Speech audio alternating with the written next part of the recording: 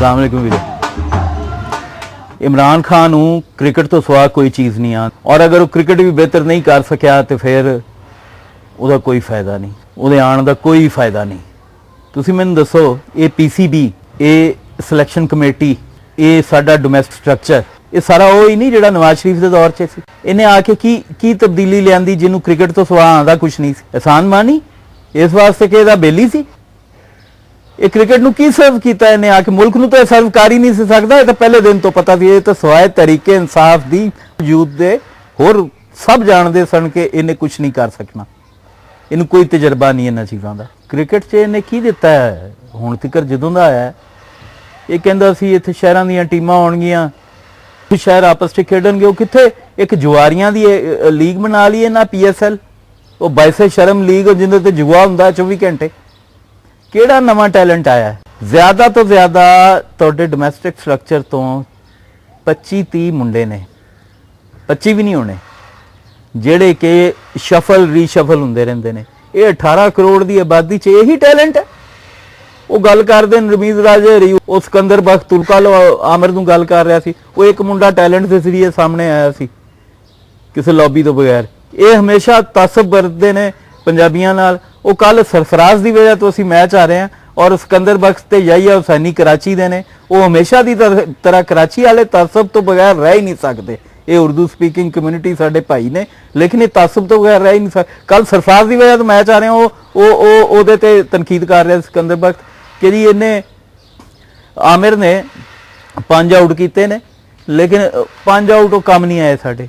ਉਹ ਖੁਦਾ ਦਾ ਖੌਫ ਕਰ। ਉਹ ਬਾਕੀ ਕਾਹਦੇ ਲਈ ਨੇ 10 ਪਲੇਅਰ, ਉਹਨਾਂ ਵੀ ਕੁਝ ਕਰਨਾ ਸੀ। ਵਹਾਬ ਨੇ ਪਰਫਾਰਮ ਕੀਤਾ, ਆਮਿਰ ਨੇ ਪਰਫਾਰਮ ਕੀਤਾ, ਉਹ ਹਸਨ ਅਲੀ ਨੇ ਪਰਫਾਰਮ ਕੀਤਾ। ਉਹ ਬਾਕੀ ਜਿਹੜੇ ਸਨ 8 ਬਚਦੇ ਨੇ ਉਹਨਾਂ ਕੀ ਕੀਤਾ? ਤੇ ਸਿਰਫ ਉਹ ਪਤਾ ਚੱਲਦਾ ਹੈ ਕਿ ਇੱਕ ਸੂਬਾਈ ਔਰ ਸੂਬਾਈ ਵੀ ਨਹੀਂ, ਲਿਸਾਨੀ ਤਾਸਬ ਸਿਰਫ ਕਰਾਚੀ ਦੀ ਖਾਤਰ, ਕਰਾਚੀ ਦੇ ਮੁੰਡਿਆਂ ਨੂੰ ਡਿਫੈਂਡ ਕਰਨਾ। ਔਰ ਜੇ ਉਹਨਾਂ ਨੂੰ ਡਿਫੈਂਡ ਕਰਨ ਵਾਸਤੇ ਇਹਨਾਂ ਕੋਲ ਕੁਝ ਨਹੀਂ ਹੁੰਦਾ ਤੇ ਉਹ ਆਟਾ ਗੁੰਦੀ ਹਿਲਦੀ ਕਿਉਂ ਵਾਲੇ ਤਰ੍ਹਾਂ ਉਹ ਕੀੜੇ ਕੱਢਣੇ ਸ਼ੁਰੂ ਹੋ ਜਾਂਦੇ ਨੇ ਸਾਡੇ ਲੋਕਾਂ 'ਚ। ਕੋਈ ਖੁਦਾ ਦਾ ਖੌਫ ਕਰੋ ਯਾਰ। ਇਹ ਟੀਮ ਹੈ, ਇਹਨੂੰ ਟੀਮ ਨੂੰ ਬਿਹਤਰ ਹੋਣਾ ਚਾਹੀਦਾ ਸੀ ਇਮਰਾਨ ਖਾਨ ਦੇ ਆਉਣ ਤੋਂ ਬਾਅਦ। ਇਹਦੇ 'ਚ ਮੇਜਰ ਚੇਂਜਸ ਹੋਣੀਆਂ ਚਾਹੀਦੀਆਂ ਸੀ। ਮੈਂ 2015 'ਚ ਇੱਕ ਆਰਟੀਕਲ ਲਿਖਿਆ ਸੀ ਕ੍ਰਿਕਟ ਸਪੈਸ਼ਲ ਦੇ ਨਾਮ ਨਾਲ। ਮੈਂ ਉਹਦੇ ਸਾਡੇ ਇੱਥੇ ਆਦਤ ਹੈ ਕੋਈ ਵੀ ਆਈਡੀਆ ਚੰਗਾ ਹੋਵੇ ਉਹਨੂੰ ਚਗਲ ਕੇ ਸੁੱਟ ਦਿੰਦੇ ਨੇ। ਉਹ ਮੈਂ ਸ਼ਹਬਾਜ਼ ਸ਼ਰੀਫ ਨੂੰ ਰਿਕੁਐਸਟ ਕੀਤੀ ਸੀ, ਉਦੋਂ CM ਸੀ। ਮੈਂ ਕਿਹਾ ਸੀ ਕਿ ਇੱਕ ਵੱਡਾ ਟੂਰਨਾਮੈਂਟ ਕਰਾਓ ਪੰਜਾਬ ਦੇ ਲੈਵਲ ਤੇ ਔਰ ਉਸੇ ਤਰ੍ਹਾਂ ਉਹ ਪਾਕਿਸਤਾਨ ਦੇ ਲੈਵਲ ਤੇ ਹੋਏ ਕਿ ਪਾਕਿਸਤਾਨ ਦੇ ਹਰ ਜ਼ਿਲ੍ਹੇ ਦੇ ਲੈਵਲ ਤੇ ਟੂਰਨਾਮੈਂਟ ਹੋਏ, ਉੱਥੋਂ ਇੱਕ ਟੀਮ ਜਿੱਤੇ। ਫਿਰ ਡਿਸਟ੍ਰਿਕਟ ਦੇ ਲੈਵਲ ਤੇ ਟੂਰਨਾਮੈਂਟ ਹੋਏ ਪੂਰੇ ਪਾਕਿਸਤਾਨ ਦਾ। ਉਹਦੇ ਵਿੱਚੋਂ ਡਿਸਟ੍ਰਿਕਟ ਦੇ ਵਿੱਚੋਂ ਜਿੰਨੇ ਵੀ ਹਾਰੀਆਂ ਟੀਮਾਂ ਚੋਂ ਵੀ ਅੱਛੇ ਮੁੰਡੇ ਹੋਣ ਉਹ ਡਿਸਟ੍ਰਿਕਟ ਦੀ ਟੀਮ 'ਚ ਆ ਜਾਣ। ਬਾਅਦ ਜਦੋਂ ਔਰ ਤੁਸੀਂ ਡਿਸਟ੍ਰਿਕਟ ਦੇ ਲੈਵਲ ਤੋਂ ਇੱਕ ਟੂਰਨਾਮੈਂਟ ਪਾਕਿਸਤਾਨ ਦੇ ਲੈਵਲ ਤੇ ਕਰਾਓਗੇ ਤੇ ਉਹਦੇ ਵਿੱਚ ਬੇਸ਼ੁਮਾਰ ਟੈਲੈਂਟ ਆਏਗਾ ਤੁਹਾਡੇ ਕੋਲ। 20-25 ਲੜਕੇ ਉਹ ਨਹੀਂ ਜਿਹੜੇ ਪਿਛਲੇ 7-8 ਸਾਲ ਤੋਂ ਤੁਹਾਡੇ ਕੋਲ ਆ ਰਹੇ ਨੇ। ਤੁਹਾਡੇ ਕੋਲ ਬੇਸ਼ੁਮਾਰ ਲੜਕੇ ਆਣਗੇ, ਕਮ ਸੇ ਕਮ 200-250 ਲੜਕਾ ਤੁਹਾਡੇ ਕੋਲ ਟੈਲੈਂਟਡ ਆਏਗਾ ਜਿਹਨੂੰ ਤੁਸੀਂ ਆਪਣੀ ਅਕੈਡਮੀਜ਼ 'ਚ ਲਿਜਾ ਕੇ ਉਹਨੂੰ ਫਾਈਨ ਟਿਊਨ ਕਰੋਗੇ। ਫਿਰ ਉਹਦੇ ਵਿੱਚੋਂ ਮਜ਼ੀਦ ਫਿਲਟਰ ਹੋ ਕੇ ਕਮ ਸੇ ਕਮ ਵੀ ਨਹੀਂ ਤੇ 100 ਮੁੰਡਾ ਤੁਹਾਡੇ ਕੋਲ ਹਰ ਵਕਤ ਮੌਜੂਦ ਰਹੇਗਾ ਇਸ ਨੈਸ਼ਨਲ ਸਾਈਡ ਤੋਂ ਇਲਾਵਾ। ਤੁਸੀਂ ਅੰਦਾਜ਼ਾ ਕਰੋ ਨਾ ਕਿ ਅਗਰ ਇੱਕ ਰॉ ਟੈਲੈਂਟ ਆਂਦਾ ਹੈ ਔਰ ਤੁਸੀਂ ਰॉ ਟੈਲੈਂਟ ਦੀਆਂ ਟੀਮ ਮੁੰਡੇ ਇਕੱਠੇ ਕਰਕੇ ਕੋਈ ਇੰਦੀਆਂ 10 ਟੀਮਾਂ ਬਣਾ ਲੈਂਦੇ ਹੋ ਜਿਹੜੀਆਂ ਕਿ ਤੁਹਾਡੀ ਇੰਟਰਨੈਸ਼ਨਲ ਜਿਹੜੇ ਸੋ ਕਾਲਡ ਕ੍ਰਿਕਟਰ ਨੇ, ਪਲੇਅਰ ਨੇ ਤੁਹਾਡੇ, ਉਹਨਾਂ ਦੇ ਮੁਕਾਬਲੇ ਦੇ ਪਲੇਅਰ ਬਣ ਕੇ ਸਾਹਮਣੇ ਆਉਂਦੇ ਨੇ ਬਗੈਰ ਕਿਸੇ ਤਰਬੀਅਤ ਤੋਂ ਔਰ ਬਗੈਰ ਕਿਸੇ ਅਕੈਡਮੀ ਤੋਂ। ਤੇ ਉਹ ਟੈਲੈਂਟ ਪਾਲਿਸ਼ ਹੋ ਕੇ ਕੀ ਲੈਵਲ ਹੋਏਗਾ? ਉਹ ਟੈਲੈਂਟ ਪਾਲਿਸ਼ ਹੋ ਕੇ ਵਸੀਮ ਅਕਰਮ, ਵਕਾਰ ਯੂਨਸ ਦੇ ਲੈਵਲ ਦਾ ਟੈਲੈਂਟ ਹੋਏਗਾ। ਉੱਥੋਂ ਤੁਹਾਡੇ ਕੋਲ ਨਵਾਂ ਮੀਆਂਦਾਦ ਨਿਕਲੇਗਾ। ਲੇਕਿਨ ਉਧਰ ਨਹੀਂ ਆਣਾ। ਲੌਬੀਜ਼ ਨੇ ਲਾਹੌਰ ਦੀਆਂ, ਲਾਹੌਰ ਹੁਣ 1.5-2 ਕਰੋੜ ਦਾ ਸ਼ਹਿਰ ਹੈ। ਇੱਥੋਂ ਦੀ ਕ੍ਰਿਕਟ ਇੰਤਹਾਈ ਤਬਾਹ ਹਾਲ ਕ੍ਰਿਕਟ ਹੈ। ਇੱਥੇ ਛੋਟੀਆਂ ਚੁਦਰਾਹਟਾਂ ਬਣਾਈਆਂ ਨੇ ਇਹਨਾਂ ਅਕੈਡਮੀਜ਼ ਵਾਲਿਆਂ, ਆਪਣੇ ਪਸੰਦੀਦਾ ਮੁੰਡਿਆਂ ਨੂੰ ਖਿਲਾਣਾ, ਦੂਜਾ ਨਹੀਂ ਖਿਲਾਣਾ। ਇੰਜ ਦਾ ਹੀ ਹਿਸਾਬ ਪਿੰਡੀ 'ਚ ਹੈ, ਇੰਜ ਦਾ ਹੀ ਕਰਾਚੀ 'ਚ ਹੋਏਗਾ, ਇੰਜ ਹੀ ਇਸਲਾਮਾਬਾਦ 'ਚ ਵਰਤਿਆ ਜਾਂਦਾ। ਤੇ ਇੱਕ ਤੁਸੀਂ ਓਪਨ ਪਲੇਇੰਗ ਫੀਲਡ ਦਿਓ। ਔਰ ਫਿਰ ਸਭ ਤੋਂ ਅਹਿਮ ਚੀਜ਼ ਹੈ ਕਿ ਜਦੋਂ ਤੁਸੀਂ ਇਹ ਪਾਕਿਸਤਾਨ ਲੈਵਲ ਦਾ ਟੂਰਨਾਮੈਂਟ ਕਰਾਓ ਉਹਦੇ 'ਚ ਕੋਈ ਪਰ ਮੈਚ ਪੈਸੇ ਨਾ ਦਿਓ। ਉਹਦੇ ਵਾਸਤੇ ਸਿਰਫ 1st 2nd ਪ੍ਰਾਈਜ਼ ਰੱਖੋ ਜਿਹੜੀ ਟੀਮਾਂ ਪੰਜਾਬ ਵਿਨ ਕਰਨਗੀਆਂ ਔਰ ਜਾਂ ਉਸ ਤੋਂ ਬਾਅਦ ਪਾਕਿਸਤਾਨ ਵਿਨ ਕਰਨਗੀਆਂ, ਪੰਜਾਬ ਦੇ ਲੈਵਲ ਤੇ ਤੁਸੀਂ ਕਮ ਅਜ਼ ਕਮ ਹਰ ਪਲੇਅਰ ਜਿਹੜੇ ਵਿਨਿੰਗ ਟੀਮ ਹੈ, ਵਿਨਿੰਗ ਟੀਮ ਦਾ 15 ਦਾ ਸਕੁਆਡ ਹੁੰਦਾ ਹੈ, 11 ਜਿਹੜੇ ਪਲੇਇੰਗ ਪਲੇਅਰ ਨੇ ਜਿਹੜੇ ਫਾਈਨਲ ਖੇਲਣ, ਫਾਈਨਲ ਸੈਮੀ, ਉਹਨਾਂ ਨੂੰ ਤੁਸੀਂ ਵਿਨਿੰਗ ਟੀਮ ਦਿਆਂ ਨੂੰ ਕਮ ਅਜ਼ ਕਮ 11 ਲੱਖ ਰੁਪਇਆ ਪਰ ਪਰਸਨ ਦਿਓ ਇੰਨਾ ਬੜਾ ਇਵੈਂਟ ਖੇਲਣ ਦਾ, ਤਾਂ ਕਿ ਅਗਰ ਕਿਸੇ ਨੇ ਕੋਈ ਟਾਈਮ ਸਪੇਅਰ ਕਰਨਾ ਆਪਣੇ ਐਗਜ਼ਾਮਸ ਤੋਂ ਹਟ ਕੇ, ਆਪਣੇ ਕੰਮ ਕਾਰੋਬਾਰ ਤੋਂ ਹਟ ਕੇ, ਤੇ ਉਹਨੂੰ ਇਹ ਹੋਏ ਕਿ ਮੈਨੂੰ ਕੁਝ ਰਿਟਰਨ ਵੀ ਹੋਏਗਾ ਇਹਦਾ। ਔਰ ਇਹ ਕੋਈ ਵੱਡੀ ਅਮਾਉਂਟ ਨਹੀਂ ਬਣਦੀ, ਕੁਝ ਜ਼ਿਆਦਾ ਤੋਂ ਜ਼ਿਆਦਾ ਮੇਰੇ ਖਿਆਲ 'ਚ 2-2.5 ਕਰੋੜ ਜਾਂ 3 ਕਰੋੜ ਦੇ ਵਿੱਚ ਸਾਰਾ ਕੁਝ ਮੈਨੇਜ ਹੋ ਜਾਏਗਾ। ਤੁਸੀਂ ਜਦੋਂ ਇਹ ਪ੍ਰਾਈਜ਼ ਮਨੀ ਰੱਖੋਗੇ, ਇੰਨੀ ਫਸਟ ਪ੍ਰਾਈਜ਼ ਜਦੋਂ ਤੁਸੀਂ 2 ਕਰੋੜ ਦੇ ਕਰੀਬ ਰੱਖੋਗੇ, ਸੈਕੰਡ ਪ੍ਰਾਈਜ਼ ਜਦੋਂ ਤੁਸੀਂ 1 ਕਰੋੜ ਜਾਂ 50 ਲੱਖ ਦੇ ਕਰੀਬ ਰੱਖੋਗੇ, ਤੇ ਲੋਕ ਆਪੇ ਅਟਰੈਕਟ ਹੋ ਕੇ ਆਣਗੇ। ਓਪਨ ਇੱਕ ਜਿਵੇਂ ਖੁੱਲੀ ਮਾਰਕੀਟ ਹੁੰਦੀ ਹੈ, ਓਪਨ ਮਾਰਕੀਟ ਦੀ ਤਰ੍ਹਾਂ ਲੋਕ ਆ ਕੇ ਹਿੱਸਾ ਲੈਣਗੇ, ਆਪਣੀ ਜਾਨ ਮਾਰਨਗੇ ਪੈਸੇ ਦੇ ਵਾਸਤੇ ਵੀ, ਔਰ ਉਸੇ ਦੇ ਬਹਾਨੇ ਤੁਹਾਡੇ ਕੋਲ ਟੈਲੈਂਟ ਆ ਜਾਏਗਾ, ਉਸੇ ਦੇ ਬਹਾਨੇ ਤੁਹਾਡਾ ਕ੍ਰਿਕਟ ਸਟਰਕਚਰ ਬਿਹਤਰ ਹੋ ਜਾਏਗਾ, ਤੇ ਸ਼ਹਿਰਾਂ ਦੀਆਂ ਟੀਮਾਂ ਖੇਲਣ ਆਪਸ 'ਚ ਮੈਚ, ਔਰ ਉਹਦੇ ਤੇ ਕਿਸੇ ਕਿਸਮ ਦੀ ਕੋਈ ਪਾਬੰਦੀ ਨਹੀਂ ਹੋਣੀ ਚਾਹੀਦੀ। ਸ਼ਹਿਰਾਂ ਦੀਆਂ ਟੀਮਾਂ ਦੇ ਖੁੱਲਾ ਖੇਲਣ, ਤੁਸੀਂ ਉਹਨਾਂ ਨੂੰ ਆਪਣਾ ਵੱਡੇ ਮੈਚਾਂ ਲਈ ਆਪਣੇ ਨੈਸ਼ਨਲ ਸਟੇਡੀਅਮਸ ਪ੍ਰੋਵਾਈਡ ਕਰੋ, ਤੇ ਇੰਜ ਕ੍ਰਿਕਟ ਬਿਹਤਰ ਹੋ ਸਕਦੀ, ਇੰਜ ਨਵਾਂ ਟੈਲੈਂਟ ਆ ਸਕਦਾ। ਵਰਨਾ ਇਹ ਸਿਕੰਦਰ ਬਖਤ ਵਰਗੇ ਲੋਕ ਜਿਹੜੇ 2-2 4-4 ਟੈਸਟ ਖੇਲੇ ਨੇ ਸਾਰੀ ਉਮਰ, ਤੇ ਗੱਲ ਇੰਜ ਕਰਦੇ ਨੇ ਜਿਵੇਂ ਡੌਨ ਬ੍ਰੈਡਮੈਨ ਇਹੀ ਸਨ, ਤੇ ਇਹਨਾਂ ਲੋਕਾਂ ਹੀ ਬੇੜਾ ਗਰਕ ਕੀਤਾ, ਔਰ ਇਹ ਸੱਪ ਬਣ ਕੇ ਮੁਸੱਲਤ ਨੇ ਕ੍ਰਿਕਟ ਦੇ ਉੱਤੇ। ਇਸੇ ਤਰ੍ਹਾਂ ਇੰਜ਼ਮਾਮ ਅਲ ਹਕ ਹੈ, ਉਹਦੀ ਤਰਜੀਹਾਤ ਹੀ ਕੁਝ ਹੋਰ ਨੇ, ਉਹਦੀ ਤਰਜੀਹਾਤ 'ਚ ਕ੍ਰਿਕਟ ਸ਼ਾਇਦ ਸੈਕੰਡਰੀ ਹੈ।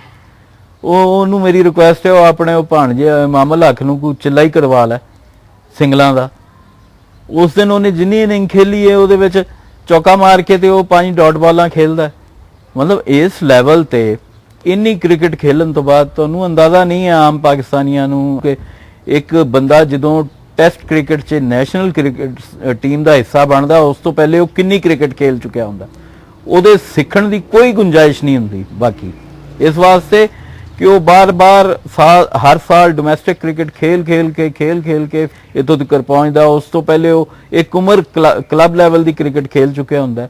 ਅਗਰ ਉਹਨੂੰ ਇਹ ਨੈਸ਼ਨਲ ਸਾਈਡ 'ਚ ਆ ਕੇ ਨਹੀਂ ਪਤਾ ਕਿ ਮੈਂ ਰਨਾ ਬਾਲ ਨਹੀਂ ਕਰਾਂਗਾ ਤੇ ਮੇਰਾ ਮੈਚ ਥੱਲੇ ਲੱਗ ਜਾਏਗਾ ਔਰ ਆਉਣ ਵਾਲੇ ਤੇ ਪ੍ਰੈਸ਼ਰ ਹੋਏਗਾ, ਉਹ ਆਊਟ ਹੋ ਜਾਏਗਾ, ਤੇ ਫਿਰ ਐਸੇ ਲੋਕਾਂ ਨੂੰ ਟੀਮ 'ਚ ਸ਼ਾਮਿਲ ਨਹੀਂ ਹੋਣਾ ਚਾਹੀਦਾ। ਉਹਦੇ 50 ਸਕੋਰ ਜਾਂ 60 ਸਕੋਰ ਜਿਹੜੇ ਨੇ ਉਹ ਪਾਕਿਸਤਾਨ ਲਈ ਨਹੀਂ ਨੇ, ਉਹਦੀ ਆਪਣੀ ਜ਼ਾਤ ਲਈ ਨੇ।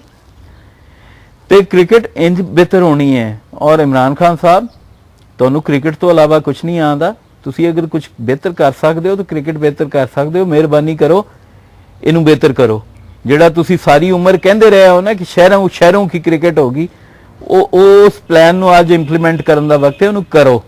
ਔਰ ਇੰਨਾ ਫੰਡ ਇੱਧਰ ਰੱਖੋ ਕਿ ਇੱਕ ਆਮ ਟੈਲੈਂਟ, ਇੱਕ ਰॉ ਟੈਲੈਂਟ ਜਿਹੜਾ ਹੈ ਉਹ ਇਹਦੇ 'ਚ ਆਏ, ਔਰ ਉਹਦੇ ਵਾਸਤੇ ਕੋਈ ਇਨਸੈਂਟਿਵ ਹੋਏ ਕਿ ਉਹ ਇੰਨਾ ਟਾਈਮ ਆ ਕੇ ਦੇਵੇ। ਉਹਦੇ ਪੇਰੈਂਟਸ ਵੀ ਉਹਨੂੰ ਬੱਚੇ ਦੇ ਨਾ ਰੋਕਣ ਕਿ ਚੱਲ ਯਾਰ ਕਾਮਯਾਬ ਹੋ ਜਾਏਗਾ ਤਾਂ ਕੁਝ ਮਿਲੇਗਾ, ਤੇ ਇੰਜ ਦੇ ਇਨਸੈਂਟਿਵਸ ਦਿਓ। ਤੇ ਕੋਈ ਵਜ੍ਹਾ ਨਹੀਂ ਕਿ ਸਾਡੀ ਟੀਮ ਜਿਹੜੀ ਹੈ ਉਹ ਵਰਲਡ ਬੈਸਟ ਟੀਮ ਨਾ ਬਣੇ ਜਾਂ ਵਰਲਡ ਨੰਬਰ 2 ਟੀਮ ਨਾ ਬਣੇ। ਹੁਣ ਤੇ ਸਾਡੀ ਟੀਮ ਬਿਲਕੁਲ ਇੱਕ ਕਲੱਬ ਲੈਵਲ ਦੀ ਟੀਮ ਹੈ, ਕਿਸ ਦਿਨ ਪਰਫਾਰਮ ਹੋ ਜਾਂਦਾ, ਕਿਸ ਦਿਨ ਨਹੀਂ ਹੁੰਦਾ, ਔਰ ਉਹ ਇੰਨਾ ਲਿਮਿਟਡ। ਵਰਨਾ ਜਿਸ ਮੁਲਕ 'ਚ ਇੰਨਾ ਕ੍ਰਿਕਟ ਦਾ ਕਰੇਜ਼ ਹੋਏ, ਉਹਨੂੰ ਤੇ ਨੰਬਰ 1 ਤੋਂ ਥੱਲੇ ਕਦੀ ਆਉਣਾ ਹੀ ਨਹੀਂ ਚਾਹੀਦਾ। ਸਾਡੇ ਤੇ ਕਰੇਜ਼ ਲੋਕ ਜਨੂਨ ਹੈ ਕ੍ਰਿਕਟ ਖੇਲਣ ਦਾ। ਬਾਕੀ ਮੁਲਕਾਂ 'ਚ ਦੇਖਣ ਤਾਂ ਹੋਏਗਾ, ਸਾਡੇ ਤੇ ਮੁਲਕ 'ਚ ਖੇਲਣ ਦਾ ਜਨੂਨ ਹੈ। ਔਰ ਸਾਡੇ ਦੌਰ 'ਚ ਤਾਂ ਖੈਰ ਬਹੁਤ ਹੀ ਜ਼ਿਆਦਾ ਜਨੂਨ ਸੀ। ਉਹ ਵਿੱਚੋਂ ਜ਼ਿਆਦਾ ਦੌਰ ਦੀਆਂ ਪਾਲਿਸੀਆਂ ਦੀ ਵਜ੍ਹਾ ਤੋਂ ਕੌਮ ਨੂੰ ਹੋਰ ਰਾਹ ਤੇ ਪਾ ਦਿੱਤਾ ਇਹਨਾਂ, ਔਰ ਉਹ ਸਪੋਰਟਸ ਦਾ ਕਲਚਰ ਜਿਹੜਾ ਹੈ ਉਹ ਦਫਨ ਹੋ ਗਿਆ।